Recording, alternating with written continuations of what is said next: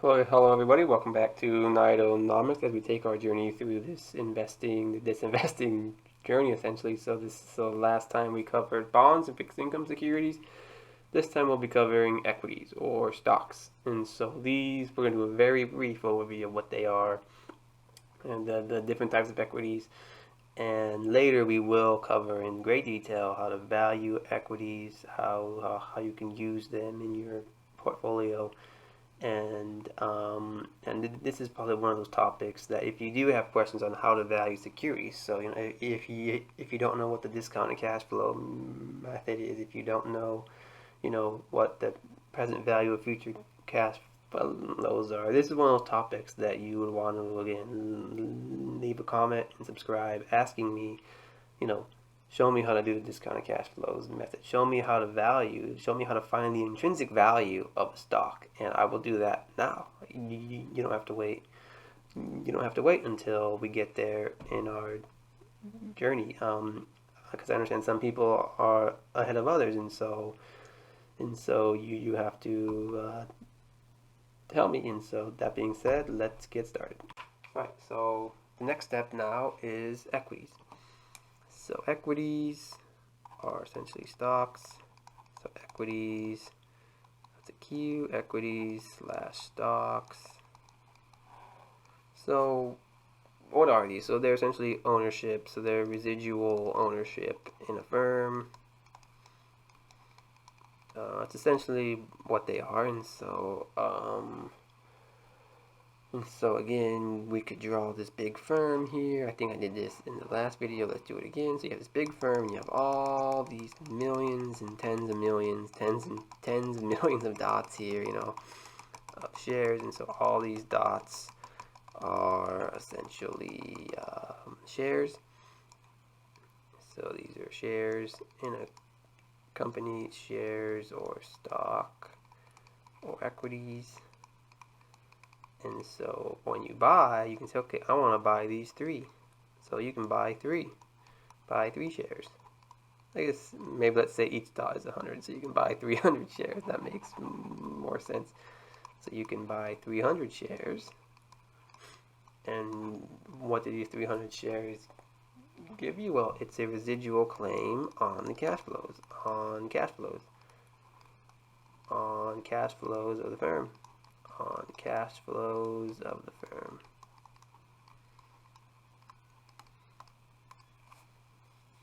And so how do those cash flows come about? Well, the cash flows come from the firm itself. And so all the buildings, the land, the equipment, the staff, it all comes in. And so that's how they work. And they give you voting rights. And so you have voting rights.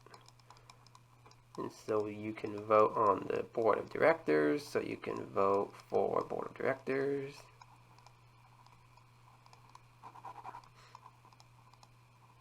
And so if you don't like how a firm is being run, you can vote those board of directors out. Typically, you have to be a very big shareholder to make any impact, and so this is where you see a lot of times activist investors will start taking very large stakes in firms because they want to make a change. So you'll see private equity firms who want to take firms private. They will start taking very large stakes because then they have enough votes to put people who they want in the board of directors. And when you get enough people on the board, they can influence a decision to go private, and that's what the private equity firms want. And so that's how those work. And so I guess I'll just write. And so I guess that's really all they are. I mean, they're risky, but they can also be very rewarding. You know,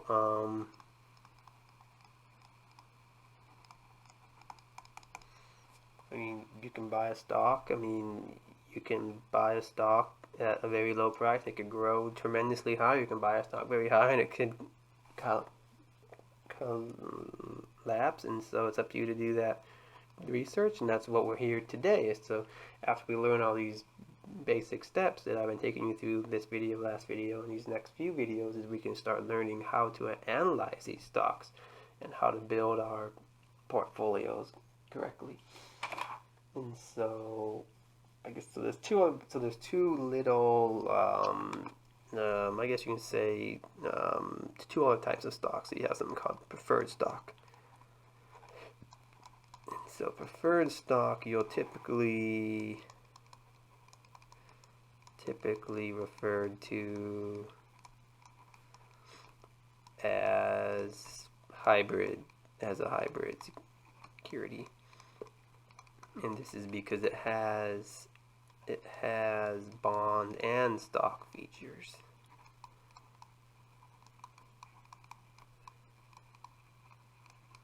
And so the bond features is it has a fixed dividend,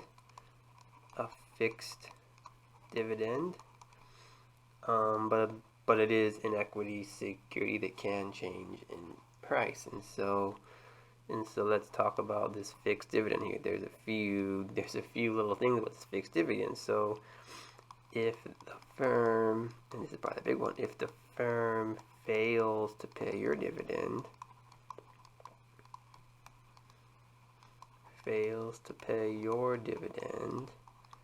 they cannot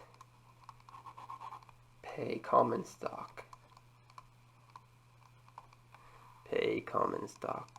dividend until they pay you.